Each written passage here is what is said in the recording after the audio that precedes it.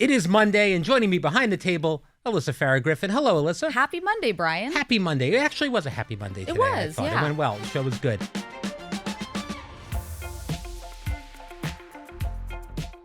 One thing we kind of touched on today, but we spent all last week talking about it, and there's still new stuff every day, is the Signal group chat conversation. It's been a week since that broke out, and the Trump administration is basically just defended and deflected for the last week.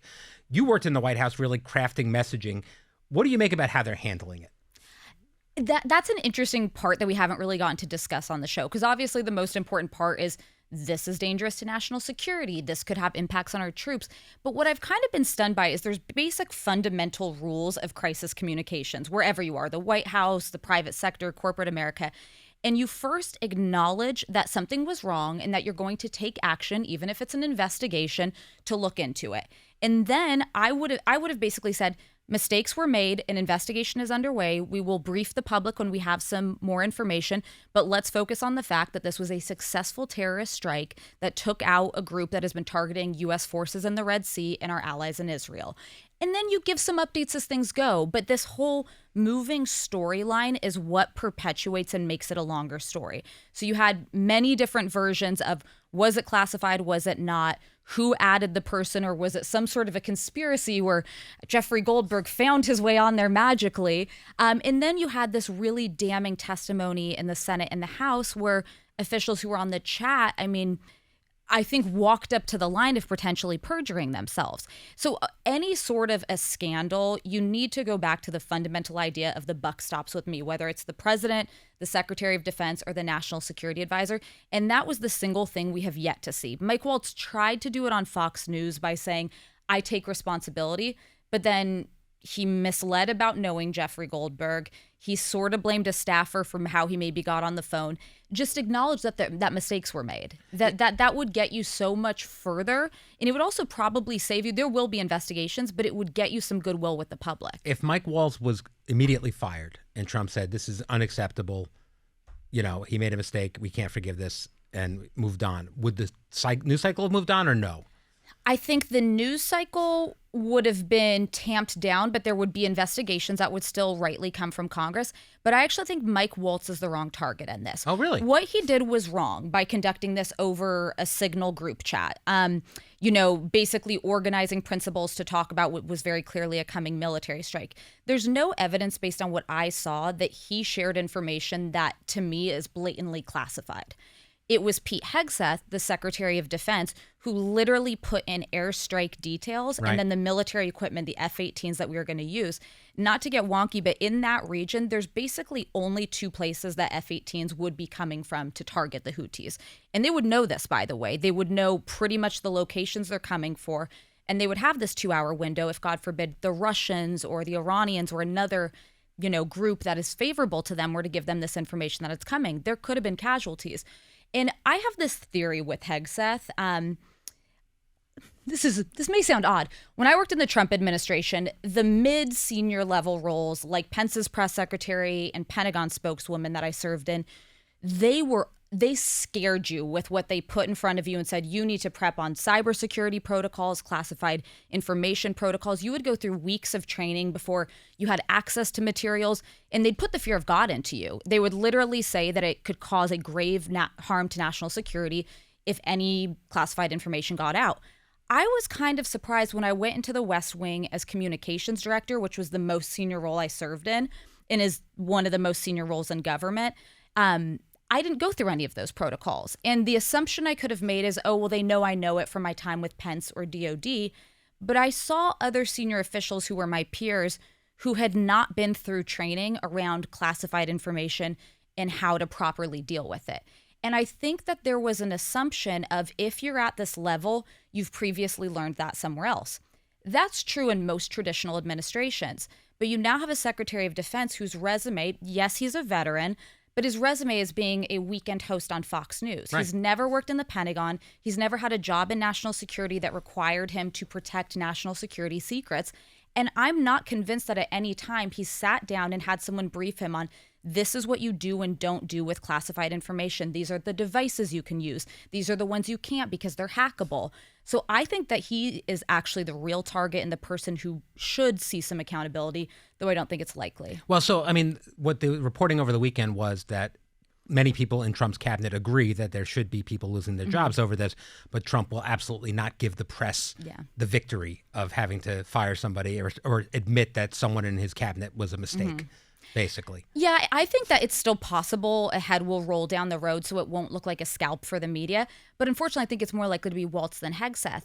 And I could argue, like, Trump ran on saying that he was going to go after the Houthis. So having a group chat, well, it shouldn't have been on Signal, acknowledging that, it's not right. It's not a secure location, but it's not nearly as damning as sending the actual targets and strikes that you're going to do on And for it. people who don't know this, like me, where do those conversations normally take place? How should that have happened? So it should happen in what's called a skiff, which is basically a room like we're in, except it's completely soundproofed. And then it has another layer that literally blocks radio waves from coming in. So that if somebody who has technology to surveil in, they cannot hear or intercept anything that you're saying. I'd like to do our Hot Topics meetings in a room like that. I know, That'd be good. right? It's actually wild. So my office in the Pentagon had an external facing window that looked at the Potomac River, and it had this yellow glass over. And I asked, I was like, what is that? Because my office was a skiff. And they said it's to block radio waves because people will try to surveil from outside of the So you Pentagon. couldn't get a cell phone call in your office? No, so I locked my personal and government phone in a metal box outside of my office. The door you would open to get into a skiff is about this thick because it's, again,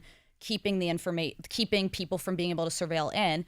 And then what you would likely do is then you'd get on a secure video conference and talk to the White House Situation Room, the tank at the Pentagon, the Secretary of State's skiff, and you'd all intervene there. The only way you would do something in writing would be on what you call a high side computer. So I had a classified computer and then I had a non-classified computer. I had completely different cards to get into both. I had completely different passwords and protocols to get into both. And it's, again, because they're virtually unhackable. It's just it's not even the same level of information. And on the unclassified side, if we did an airstrike, when I was at the Pentagon, we did a retaliatory airstrike in Syria. We wouldn't acknowledge to the press that strike took place until our fighter jets were back on one of our U.S. bases. Sure. Because we did not consider it safe to make that information public until that happened. So the idea of saying it before it took place 2 hours prior is nothing I've ever heard done before. It's a massive breach of protocol. All right, so this leads me to a question we have from a caller here because you're saying so many interesting things.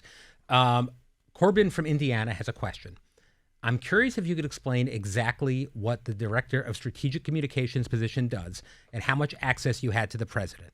So from my understanding, which as we've discussed comes mainly from the West Wing, that role is your Toby Ziegler in the Bartlett White House. Yes. Okay, explain what the job is, because as we know, Joy can't ever figure it out. So I was gonna say, is that you, Joy, right again? Okay, so one thing, I was hired as the Director of Strategic Communications when I went over to the White House. Yes. But then I was promoted to the Communications Director. Right. So think like the role Jen Psaki had, the role Toby Ziegler had. You oversee the entire communications. Both great at their jobs. Yes, Yeah. right. Department within the White House, and you work alongside the press secretary, but you're more long-term planning and strategic messaging. I interacted with the president daily throughout the day. Weekends weren't a thing. I talked to him most weekends. And your job is basically to communicate with what we call the interagency, so all agencies within government, on priorities, on breaking news, on what are proactive messages. But honestly, in a Trump administration, it's almost all reactive. Most of my job was sort of crisis comms, responding to things that were happening. And I was there uniquely under COVID. So that was very much us getting public health information out as well as we could, responding to misinformation when it was out there. And the hardest part of working for Donald Trump, managing him and what he says. Because the number of times that I would have the best laid plans, I'd worked with the coronavirus doctors, I'd work with General Perna at DOD who was working on Operation Warp Speed, and we'd be like, this is the message, this is what we're informing the public. And then Trump would tweet something completely contradictory. It would just, the whole day would spiral. It is a job I would not recommend to a friend to do in the Trump administration. I'll put it that It's way. just dawning on me that you probably should have more sympathy for me and what I do for a living, because this is not entirely. It's not entirely. I'm just going to say, like, this seems a little familiar. It was such a like best laid plans, and you'd be like really like, oh, we're going to help people. This is great. And then you'd be like, oh no. Oh no. Where Yes. are we going with this? Yeah. So that was my job in the White House. Now, a lot of times we'll talk about things. We were joking about Joy before because she had a reaction when you mentioned being in the Situation Room, or when you've mentioned being involved in plans for attacks and war. Yeah. But I guess she keeps forgetting is you also had a large role at the Defense Department. So tell us what that role was. Yeah, so I was the spokesperson for the United States Defense Department. That basically means you're the chief spokesperson for the U.S. Armed Forces and the entire civilian population that works there. And you speak on behalf of the Secretary of Defense and the chairman of the Joint Chiefs of Staff. And that was, to me, actually the most daunting role I ever had, because the stakes are much higher than anything else. In the Trump White House, like, you can throw off markets if you say something stupid. You can create a media, maelstrom. But this is something where you speak too soon and lives could be at risk. You say the wrong thing and our allies or adversaries could take it the wrong way and it could escalate. So my job was to communicate what we were doing to the American public, but also cognizant at all times that allies and adversaries were listening. And one thing that, and I'd work daily with the press secretary to brief him on sort of how he can communicate what the department's doing. Because a lot of these guys, all of them have previously, with the exception of Ash Carter, I think, came from having been in service. And so they know so much about what they're doing, but they don't always know how to communicate it to the average person. So the secretary I worked under liked that I was political and actually not from a military background, so I could help navigate what he's saying into human speak. Mm-hmm. But in that role, I mean, I was there during a tumultuous time. I was there for the Soleimani strike. I knew about it hours before it took place. I was there then for the aftermath when Iranian militias ended up attacking our troops in Iraq and Syria, and then we struck back. And I remember that one always sticks with me because there was a several-hour period that we'd heard there was a ballistic missile. We knew there was a ballistic missile attack. We'd monitored it on bases in Iraq that did not have missile defenses. And I was constantly talking to counterparts there, and I'm not hearing back from people I talk to every day. And you're trying to gauge how serious is it? Are there casualties? Yeah. And the public is dying to know. Like, people know that this is happening. And those are the moments that you think, stop, do no harm, better to say nothing. Right. You always make next of kin notifications before you say something publicly. And gratefully, there were injuries, not deaths in those cases.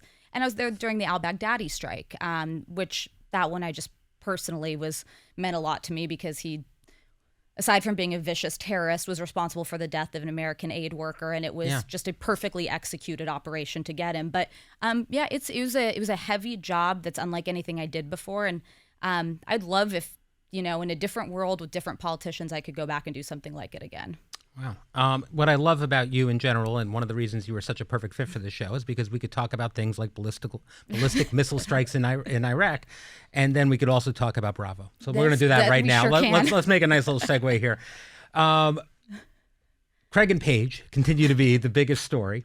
The fact that I'm doing this is insane and ridiculous. I don't know how Whoopi does this every day and does those now these you know insane, how she feels, though. Yes. Should I try a Valley Girl voice? I don't know. All right. Let's talk about Bravo. Craig and Paige continue to be the biggest story. They broke up at the end of last year, but their shows are airing now. So we're seeing the breakdown of their relationship in real time. Last week, we saw that Paige was annoyed that Craig didn't seem to be supporting her success, and it felt like he was a little jealous. What did you think when you saw that? So every time we talk about Craig and Paige, I just need to remind people that a producer who I thought was a dear friend of mine once blurted out that she wanted Paige to get my job here. Really? She never auditioned, but she was like on her list of people. She's become a huge star. So she's on Summer House, but she's got all these like fashion things she's doing. She's got a super successful podcast. But this is basically is she a conservative? I don't think so. Yeah. She's adorable though. And younger than me. Damn it. Wouldn't change it. Don't worry. But this is basically a story of a couple that gets together. She was in her late 20s. He was her early 30s. I think genuinely in love, genuine compatibility that you could see in two big stars within the Bravo world. But she got to this place where her career was just skyrocketing, taking off beyond what you expect in like Bravo celebrity world. And he's very successful. He's one of the most beloved people within the Bravo universe, but hers is kind of a next level. She like did the red carpet for the Vanity Fair party, and she's becoming a real mainstream success outside of the Bravo world.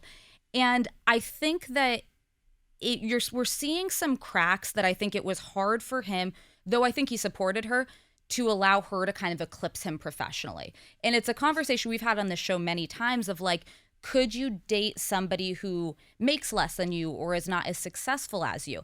And my answer is always, yes, you could, so long as they support you and are your biggest cheerleader. And that was where there kind of seemed to be a break at the end, is I think it started with him really supporting her, and then it became maybe some ego and maybe hard for him to root for her because she was outshining him. And that's the difference. And the one thing I will say about like our table, every one of the women has said like, we have the most supportive husbands. Like being a View spouse is incredibly hard. I would think. And you have to be very secure, also like comfortable knowing that your spouse is going to get hate and be their support system when they do. And just be there to back them up through like the day-to-day stuff that we go through. Right, and you might hold a purse on a red carpet sometime. Yeah, like, you that's do. kind of the you thing. Sure do. Yeah, and Justin's no problem with that. He doesn't. I mean, he's very successful, of course, but he's honestly, I don't know that any other guy I dated could ever deal with being like a spouse when I'm in a position like this other than Justin, because he's so confident and he's so supportive, and he thinks it's funny. Like I remember at the Emmys, like he and Manny wandered off carrying our purses, and he couldn't have cared less. He's like, A, I don't want to be on the red carpet. B, like, let's go to the bar. There you go. That's exactly who you need in those moments, exactly. I think. All right, we have another segue here. We have a Dear Abby story on the Hot Topics list today that we didn't get to. The person said, as I approached my mid-30s, many of my friends have paired off and gotten married. How do I manage friendships in which I'm close with one friend but don't enjoy spending time with their new spouse? Should I slowly pull away from the relationship over a couple of years, or do I confront my friend about the issue of not wanting to spend time with their significant other? I'd say no. What do you think of this? I think this is really common in like the mid-early 30s. I agree with you. Do not confront and say, I don't want to spend time with your spouse. That's basically a very deep criticism of that person, of saying who you decided to spend your life with, to potentially raise kids with, is somebody I don't want to be around. I would, no bueno. That's the quickest way to get iced out from that friend. I think it's very easy to just prioritize the friendship with the friend you really connect with. Especially if you yourself don't have a spouse yet. Let's say it's two women. It doesn't really tell us. Just spend time with the woman and form an independent friendship that doesn't have to have the husband there. That said, you are going to have to, if you want to truly be friends with someone, you're going to have to spend some time with their spouse and be respectful, but you don't have to be their best friend. I find that it's really rare to find a couple where both of you connect with both sides. Totally agree. And when you do, it's like a diamond in the rough, and like, I want these to be my best friends and travel and all that kind of stuff. Go ahead. Well, I was going to say my DC friends, but we were all friends and not married, and then all ended up kind of marrying amongst each other. It blows my mind how much all of us love each other's spouses and we all love each other. But I think that's sort of a figment of like, that's not common. Because now in adult life, it's really hard to find couples where it's like, I genuinely enjoy both as much. It's tough. And I find it easier generally to connect with women than men. And I've run into that where I'm like, women, I'll always find that thing that we can connect on. But I've found as I've gotten older, if it's not like spouses I have long history with and have known through our mutual friends, I find it so hard. I'm like, when am I going to talk about sports? Well, I mean, I can do that. I can talk sports with anybody. I can talk through stuff. Yeah. But as far as someone that makes me laugh or I really connect with, it's rare. So when I find those couples, it's great. And I'm like, let's book it again next week. Let's go. And I think for people like us, like I'm biased. We have interesting jobs. They're different than most people. So I think sometimes you run into the like, okay, like, tell me more about your finance job. And like my eyes start to glaze over, and it's, I mean it respectfully. That's great. Sure. They make great money, but it's not really the same as like maybe what we do. No, definitely. And that's fine. I don't mind like telling stories and everything else. But I will say the first time that Justin and I got together with Max and Sarah, all of us hit it off completely. And we actually left saying Max and Alyssa are more similar and Justin and Sarah are. Sarah and Justin are a little more outgoing, despite that she says she's an introvert. Yeah, she's and not Max and anybody. I think, are a little more cerebral. We'll talk, not cerebral, but like we'll talk if someone asks our opinion, but like, I don't know. And I was like, we have actual friends that we're going to want to hang out with. This isn't like a chore if we have to get together with a colleague. I love Max. I think he's great. I think he's dying to be at the table. Oh, Matt, I mean, every time I'm out with him, it's like Max is very opinionated. Yeah, it's good. And he's bringing up hot smart. topics Yeah. and do you and Justin so does Justin, though. You guys do. You guys debate on the weekends? Why on earth do you want to keep doing this when you go home? Well, I think that the spouses, both Justin and Max, I think, have deep opinions about things and are opinionated, and they do want to offer, like, at home, like, their commentary and their thoughts on things. And I love it. I think my husband is such a good balance to me. He was always the more centrist between the two of us. And I've seen as we've gotten older, I think he's pulled me to the center, and on a few issues, I've pulled him a little bit to the right. And I think that's how it should be in a marriage, where it's like, you're kind of evolving together on things, but it's actually very rare that we disagree on a major issue. Yeah. But honestly, he some of my best points I steal from my husband. Saturday morning. My bad points are all my own. They're yours.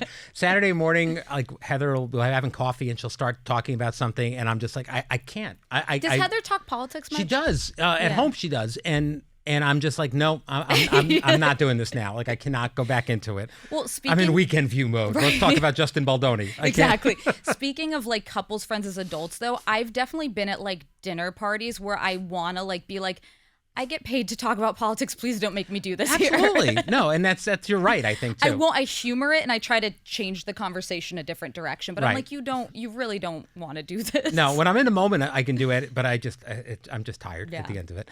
All right. Well, that's all the time we have for today. Thank you for joining me today, Alyssa. Tomorrow, I'll be back with Sunny, and we will see you then.